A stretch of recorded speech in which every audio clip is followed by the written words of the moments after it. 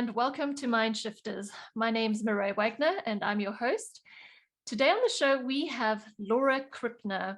She's a board-certified functional health coach who specializes in helping folks with alopecia to regrow their hair.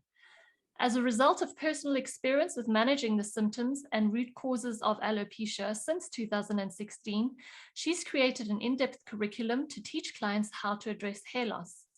She's currently developing a program to manage the trauma caused by hair loss. Fascinating topic. Thanks for joining us, Laura. Thanks for having me. You're welcome. So before we dive into the specifics of alopecia and hair loss, why don't you tell us how you found your way into functional medicine? Well, I think like a lot of people, I found my way there after trying everything else. So literally going through the traditional process of seeing your GP, getting a referral, thinking perhaps, I didn't quite like what that guy said. Is there something else? Getting a second opinion, and then going through a whole raft of different specialists. So in my case, this was actually for my son. Back in 2016, he'd started with hair loss and we went to the GP, got a referral to a dermatologist. That didn't go very well. Saw a second dermatologist, and then we started going down a different road. So, for example, saw a pediatric gastro, saw a pediatric allergist. We saw lots and lots of different people, a couple of trichologists. And again, we're getting absolutely nowhere. And this all sounds like it was quite quick. It wasn't. What was the period of searching? How long was that time frame? It took a really long time, because especially because you have to wait for referrals, and obviously they've got to have space in their diary, and you keep thinking, well, this is going to be the one that will help. And they actually were all men as well. So when I say guy, they all were blokes. And it wasn't until I felt that we got to the end of the road that we then went to a functional medicine doctor. And it just so happened that this lady was relatively local to me, in just outside of Manchester. And she was awesome. Brilliant. So what did she actually help you with at the time? So you went because your son had been struggling with alopecia. So he started with a phase of hair loss over a short period of time. Was it fairly sudden onset, or how did it? No, it was gradual. And it actually, interestingly, started with eyebrows. So his brows had started to thin, and then he got it sounds silly, but basically there's a particular kind of alopecia, a particular pattern called the aphysis pattern, which is where it goes in behind your ears and the nape of your neck. And it's actually a really difficult one to regrow from. And at the time, when we first saw it, we just thought, oh, that's a really bad haircut. Oh, no. Because he had very long, thick hair. And so when he had this haircut, all of a sudden you could kind of see this bit. And we're like, oh, that barber was a bit overzealous. The barber never mentioned anything. And we just found out about it through that. And then he was on a course of antibiotics. And it was after that course of antibiotics, he literally just lost all of his hair. It was coming out in handfuls. Wow. So, in functional medicine, we talk about this timeline, and it sounds like the antibiotics was a trigger for it to progress even further.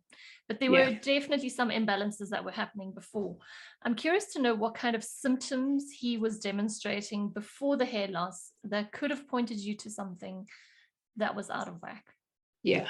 I mean, it's awesome having this hindsight. Yeah, isn't it just?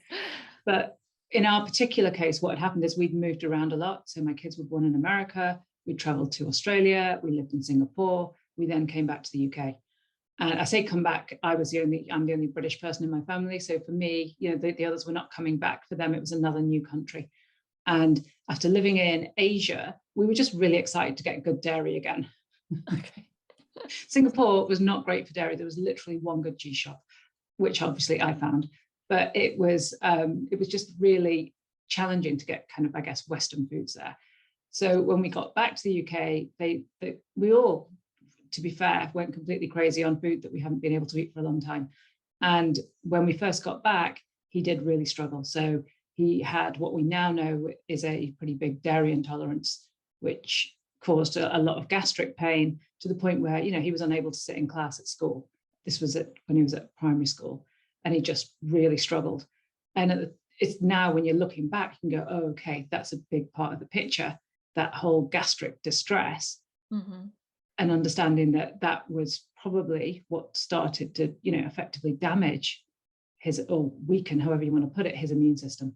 Yeah, totally. And I love that, having gone through it as a mom and me being a mom as well, I think there are a lot of moms who are in this position of, seeing their kids with some symptoms. So could you highlight, because gastric pain and symptoms, I think a lot of kids experience. Now, when should a mom start to worry that it is an issue, and how quickly did he respond after eating dairy? That's another interesting. Yeah, I mean, it was quite quick. Okay. And especially if he'd eaten a lot of it, then he would have like literally a really fast reaction.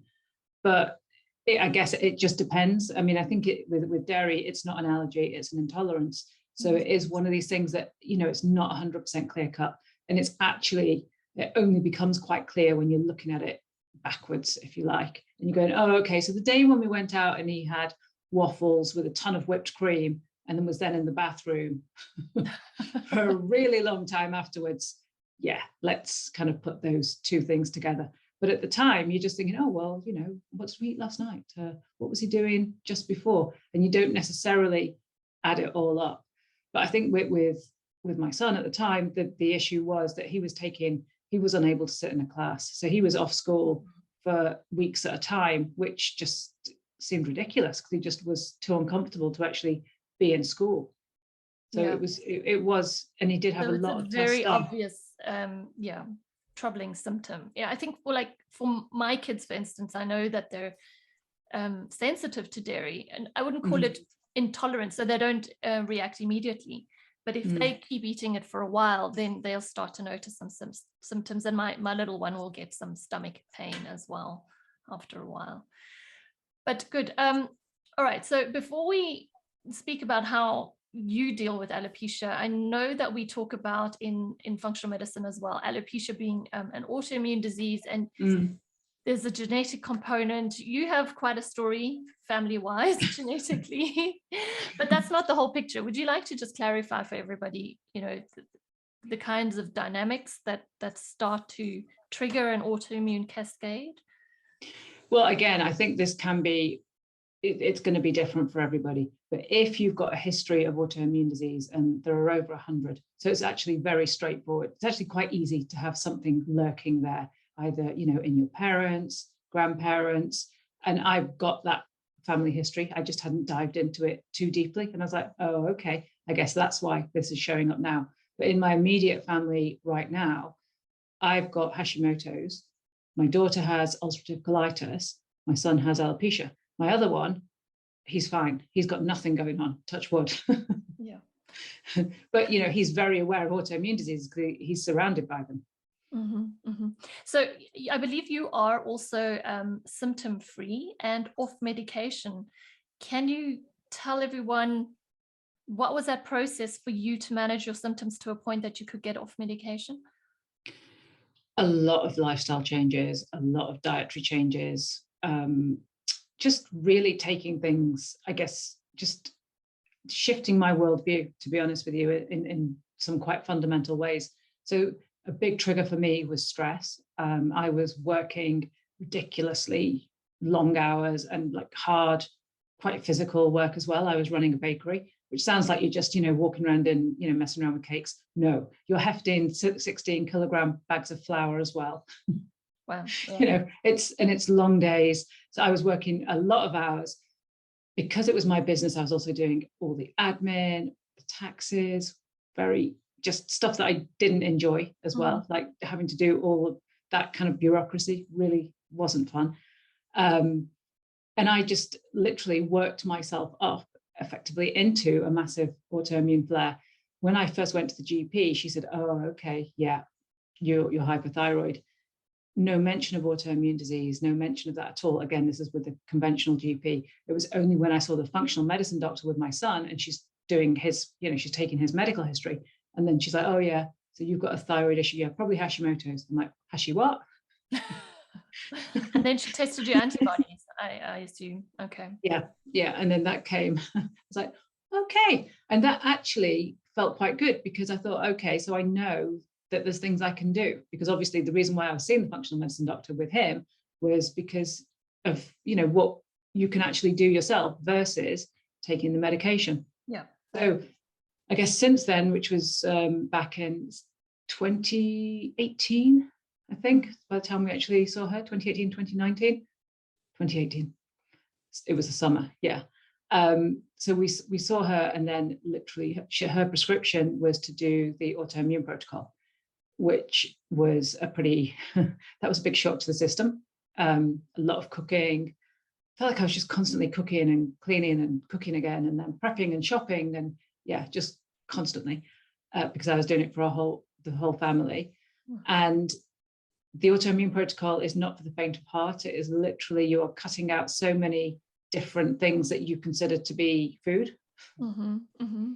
And it can be quite a challenge. You're reading a lot of labels, and then you get super excited if you find something that you're like, wow, that's something that I can eat that I don't have to make. Yeah, totally. Because it was, yeah, I felt like that was quite a lot of work. Okay, so you did the diet intervention. You started being much more aware of your stress, and hopefully found some strategies to manage your stress. Did you do anything in the area of gut work? Yeah. I mean, for me, a large part of it was managing sleep as well. Mm-hmm. Sleep was huge, because when I ran the bakery, my sleep was just messed up. Okay. So I'd find myself waking up at 2, 3 o'clock in the morning, like literally figuring out, what if I did this with that vegan chocolate ganache? What if I did that? And I was like, well, it's nothing. I'm not going to get up now and go and do that. And it was just literally disturbing my sleep for absolutely no reason whatsoever. Mm-hmm. But I guess that's just your brain ticking over and going, actually, this is unresolved.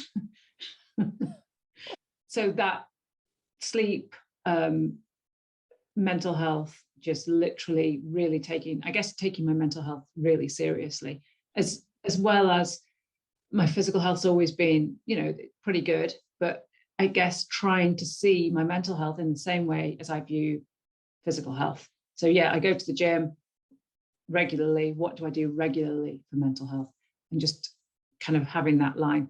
The other thing I did, which I think is what tipped me over the edge into being able to come off all the meds, was actually going alcohol free as well.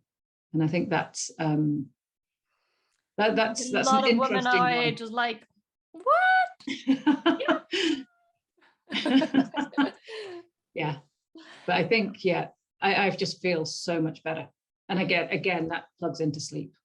Mm-hmm, mm-hmm. And also alcohol, and the liver health, and gut health. Yeah, absolutely. Yeah, alcohol's really bad for your gut health. And because I knew that, it felt very counterintuitive to go, okay, I'm doing all of this stuff, but then I'm going to sabotage myself with a couple of glasses of wine on a Friday night. That's what it felt like. Okay. And once I'd had that realization, it's like, well, why would I continue to keep sabotaging myself? Yeah. Well, the reason I asked is this question about all autoimmune diseases having a very similar base, that one, you have a genetic predisposition generally. Mm-hmm. Then there are these environmental factors or a trigger. And yours of stress, and for your son, it was also the stress of traveling possibly, and then the antibiotics. And then you have this case of dysbiosis or leaky gut, as many people understand, and that allowing the autoimmune dynamic to take place. Yeah. Well, with my son as well, he also had some physical trauma, because he plays rugby, and one season he broke his leg, the following season he broke his elbow, the following season he broke a finger. So, his body is literally dealing with that physical inflammation trauma. Continuous. Yeah. And then that, again, had a negative impact, I think, on his mental health, because he's a super active kid that all of a sudden can't do the sports that he loves doing. So he's stuck on the sofa. Yeah, not a good way to be for an active boy and a mom of an active boy. That's true. Okay, so let's talk about the alopecia and how you're helping clients with hair loss. And can you explain the alopecia as an autoimmune dynamic? Are there tests for one, antibody tests for alopecia, or how is it diagnosed now in functional medicine? Let's start with that. Okay, so there are a lot of different tests. As a health coach, I don't tend to go down the testing route. So typically what happens is clients come to me when they've had a diagnosis already, either through a GP, dermatologist, whomever. And it then transpires usually that there is some autoimmune disease lurking in the family, or, it may just be caused by a nutrient deficiency. And that, again, that's easier to figure out, because obviously if somebody is, if their ferritin's low, like i.e., below, let's say 70, they're not going to be regrowing hair because their body is prioritizing the ferritin for everything else that your body needs to do. And you can survive without hair. Your body's super smart. It knows this. Yeah, absolutely. And so what is your approach in general when starting with a client who has hair loss? How are you guiding through them through the process of regrowing their hair? Initially it's about, okay, so let's try and figure out what your trigger is or was. So, for example, a lot of women, it happens to a lot of women during pregnancy. So clearly that's got a large hormonal component because their hormones are all over the place, or it happens immediately postpartum as well. So that happens. The other one is, again, trauma, like a physical trauma. So it can be a car accident, but people don't necessarily, you can have a car accident, 3 months later, that's when your hair starts falling out. So it's not like this happens and then it's immediate. It's not necessarily, your body, I guess, takes a while to process the events that are happening. So it's figuring out, with regards to that particular person, well, what was your trigger? Because clearly, if their diet is perfect, if their sleep's perfect, that's not going to be an issue. But obviously something did trigger it. So it can actually, and it's understanding what that trigger is, because clearly, otherwise we're addressing the wrong thing, and it's just getting to the bottom of it. And also being really kind of kind and compassionate when you're going through that process, because what nobody really talks about is the loss to your self-confidence, self-esteem, the way people look at you, people assume you've got cancer. There's a lot of things going on in the way that other people judge you. Yeah, with hair loss. Absolutely. And that's what your course is about, or your new program. So you can explain a little bit more about your program just now, but I have another question. Sure. So what kind of factors then are promoting or hindering hair loss? If you're not eating a nutrient-dense diet, that's going to be an issue, because you really, and you can't out-supplement your way out of a poor diet. That's just not going to happen. Again, you do need to be taking care of yourself and prioritizing yourself. I think I sometimes see, and again, it tends to be women who are, they're running around after everybody, like, their entire family, they're working, they're putting everything and everybody else ahead of themselves. And they're so far down that pecking order, sometimes they're not even on it for themselves. And that can be quite radical with regards to coaching, to go, actually, okay, well, what do you want? And it's like, no one's asked that. Certainly no one's asked that in a really long time. So it's getting to the bottom of why they have fallen down, I guess, on that list, and getting them to prioritize their health. Because it's like if you've got a gym program and you're paying your gym membership, and your program says you should be going 3 times a week, but you're not going. You're not getting fitter. Yeah, absolutely. So you're dealing with all of the lifestyle factors. Are you seeing this more in women then, in general? Because at least as far as I've seen, autoimmune is mostly the women. Same with the alopecia, I am assuming. Well, obviously, I mean, it does impact men as well. I just think that women are perhaps a bit more comfortable in coming forwards and talking about it, maybe, and addressing it. Or maybe it's just because society says it's acceptable to be a bald man, because we're used to male pattern baldness. We don't really, a bald woman walks past, you're like, oh, a bald man walks past, no one bats an eyelid. Yeah. Okay, so what did you guys do after dealing with the diet with your son? So he went through the AIP diet in that time. How long did you do the AIP for? We did it for just over a month. Okay, the whole family. That was long enough. Wow. Yeah, that's a tough one, but it's great that the whole family was behind it, because it's impossible, I think, otherwise. Yeah. And so what kind of results did you see after that 1 month?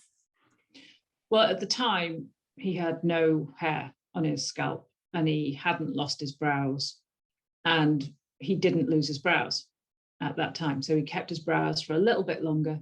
Mm-hmm.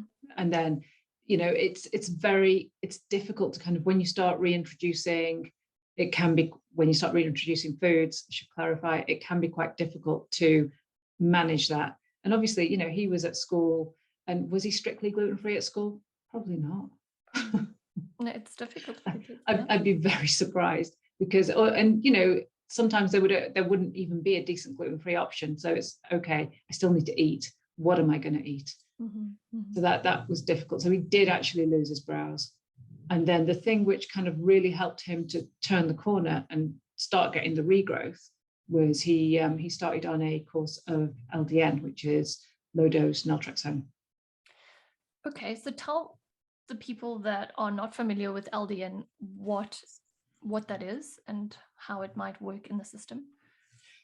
If your hair loss is down to autoimmunity, it's probably worth a try. It's a prescription only drug, so we get it prescribed through the functional medicine doctor. It effectively, it impacts your opioid receptors, and it's a very low dose, hence the name. So you start off on like 0.5 ml and then progress up to 1 ml, 1.5, up to about 4 ml. And there's very limited side effects. I first heard about it through an American pediatrician. So I was thinking, well, hang on, if they're using it in the US, we're obviously super litigious. And also if a pediatrician's using it, then that'd be good. And it was actually me suggesting it to the functional medicine doctor to give it a try, because she although she'd prescribed it, she hadn't prescribed it for children. And technically, he was, I don't know, 13, 14 at the time. Okay. So yeah, I've seen it talked about a lot in Facebook groups as well. And my thoughts are that it's working on the nervous system, or endocannabinoid. How do you say that? Cannabinoid receptors. Cannabinoid. Thank you, sister. Yeah. Yeah. Okay. And it seems, from a side effect point of view, given that there's some absolutely horrific meds out there that do awful things, that have black box warnings, which that's, if you're in America, a black box warning means that it's basically increased cancer risk. So there's products out there which are really quite nasty from a side effect point of view, whereas LDN, it literally, you'll maybe get some vivid dreams, potentially nightmares, and even that can be managed if you take it earlier in the day versus close to bedtime. So it just seemed like quite a nice thing to try. And for him, I'm not sure if it was placebo or what, but within 3 months of trying it, he, from being what I term shiny bald, so completely no hair at all. You got fuzzy tennis ball hair or what? Yeah, that's how it starts. Yeah. So initially the scalp kind of raised like chicken skin. Okay. Yeah. So that kind of chicken thigh, chicken drumstick skin, his scalp went like that. And you could feel it first. It was a little bit rougher, like sandpaper, versus having that completely shiny, because even though he was bald with no hair, so it was alopecia totalis at that point, it was obviously, the hair was still there. The follicles were still alive. It just needed time, to just, I guess, calm down and allow the body to recover. Yeah. So you've spoken about the dietary change, and what did you do any stress management with him as well, or work, mental, emotional work? Was there any area of that going on?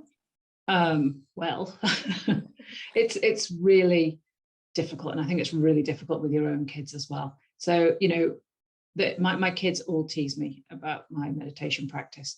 They are slowly coming around to it.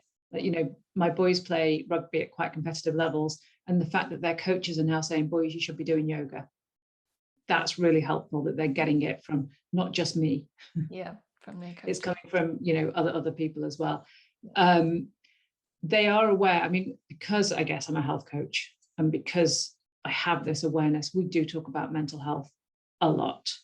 And I'm really proud of the fact that my kids are able to have that conversation and just discuss about feelings. And I think that's really important, to be able to be really open about it, because I mean, alopecia it's quite traumatic. It's traumatic for the person who's undergoing it. It's also, you know, it does have an impact on other family members. I remember, you know, if I was shopping with my son in just in a regular supermarket, and grown adults stopped to stare at him. And I'm like, seriously? Really? You know, it was just, and he gets very aware of the glances as well. And it's like, really? Okay, yeah. Did you work at all with other supplements apart from this LDN, low dose naltrexone? What else did you do externally to supplement? Well, there are some probiotics that are really helpful, and there's research out there, in particular for Lactobacillus reuteri, which it basically grew really furry fur on mice. Oh, really? Okay. Exceptionally, yeah, like literally, you're like, wow, that's one glossy mouse. Yeah. So there's and that's available in this particular. You can see this one, BioGaia, but nice. The problem with this is, yes, it's got the probiotic that you need. However, the dose is just completely ridiculous. It's way too low, the doses in those tablets. Yeah. So what I do is use these tablets to make yogurt. So I'll make my own yogurt using them, which obviously just massively increases it. And as the fermentation increases, it just really goes. Otherwise, that would cost you an absolute fortune. Yeah. Brilliant idea, though. And you're doing it in non-dairy yogurt, I assume. Yeah, coconut milk yogurt. Yeah. So. Are you adding any sugar to that, or is the coconut enough? It's got a tiny bit of sugar, like literally a couple of teaspoons per liter. So not much. And then the other one, which is actually really helpful from a probiotic point of view, is one called Bacillus subtilis. That is. It's a bacteria that used to be really common in soil, and because of the way that food gets produced, even if you're buying organic food, there's no guarantee that it grew, in soil with that particular bacteria. And so, as weird as that sounds, there are probiotics out there with soil bacteria directly in them. Yeah, exactly. Yeah, those are the probiotics that I generally recommend, are the spore-based ones, and the subtilis is in the blend that I recommend as well. Yeah.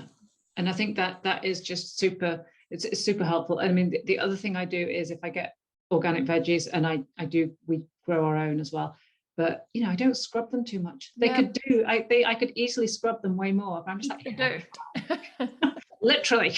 Yeah. Very good. Okay. So you mentioned that you're not doing any testing, but did the functional medicine doctor do any testing for your son at all?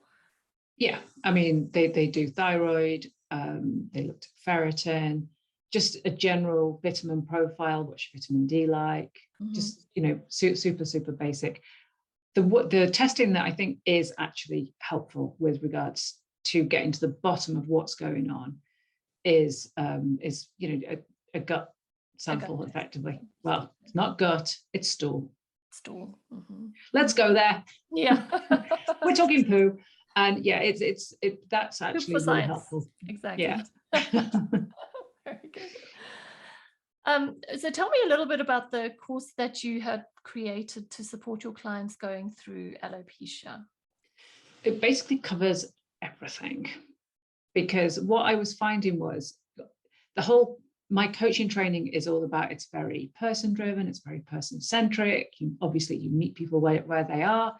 However, people were coming to me with very specific issues, expecting guidance. So it's not up to me to say, well, what do you think? Because they just look at me like I've got three heads. I'm paying you to ask me what I think about my hair. It's like, that, it just wasn't happening. So I was very clear with regards to, okay, this is information versus how are you going to get this information into your lifestyle? What changes do you need to make this work for you?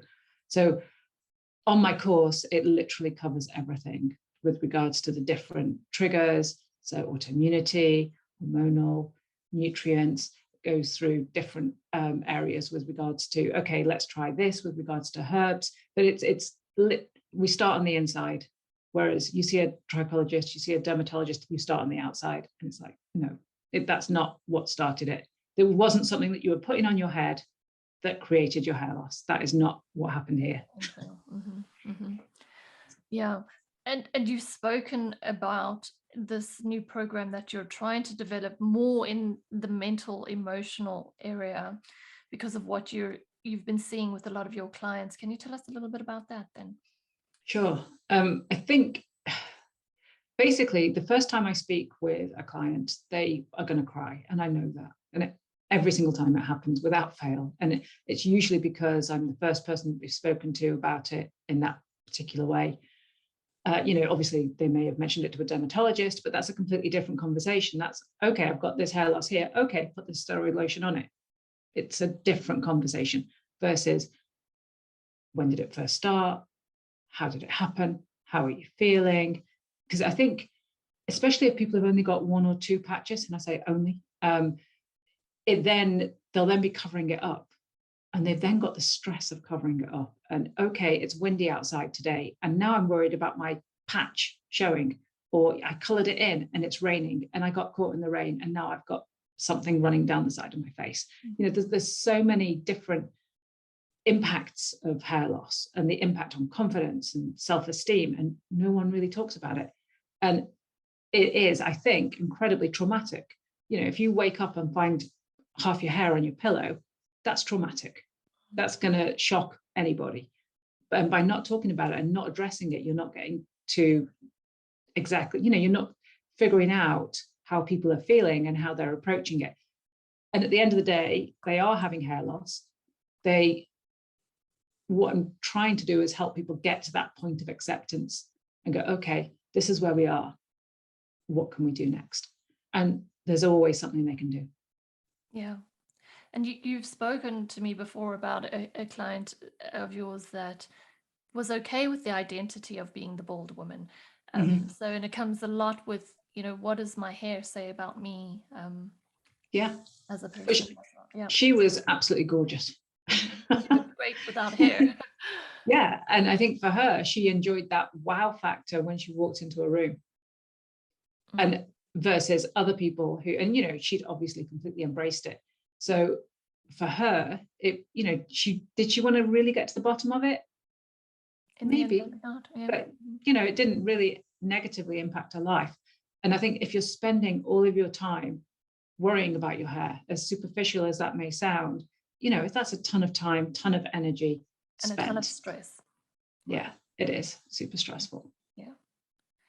So what's one last thing you would tell somebody that might be struggling with hair loss? There's always something you can do. Always. There's something you can improve, something you can tweak. If you don't want to go on a full-on program to address what's happening with regards to the hair loss, because effectively it's like your body's waving a bit of a white flag, trying to get your attention, going, actually, things aren't going well here. And the thing is, as well, with alopecia, it's very closely related to, for example, celiac disease. There's a whole array of autoimmune diseases that are more related. And when you open the floodgates to one, you're effectively inviting more through that door, because it is your diet and lifestyle that have got you into that position. So it's what tweaks can I make? What changes can I make to turn that tide? And when I say turn that tide, it is a big task. Yeah, well, thank you for all the work that you do in this area, because I think it's, the fact that you're so niched, you do attract a very particular audience that are looking for the solutions. And so if people have been listening to this and want to reach out to you, how can they get in contact? I've got a website, practicalhealthcoach.uk, and that's got tons of information on it. It's got, how to contact me. So that's there as well. And I frequently run small little courses as well with regards to let's improve gut health, because I just think that's a great place to start for everybody, really. You're not going to be wasting your time if you're spending time and attention in that area. It's just, really helpful place to start. Yeah, that's so true. Well, thank you so much for your time, Laura. It was lovely chatting to you. You too. Thanks. Welcome.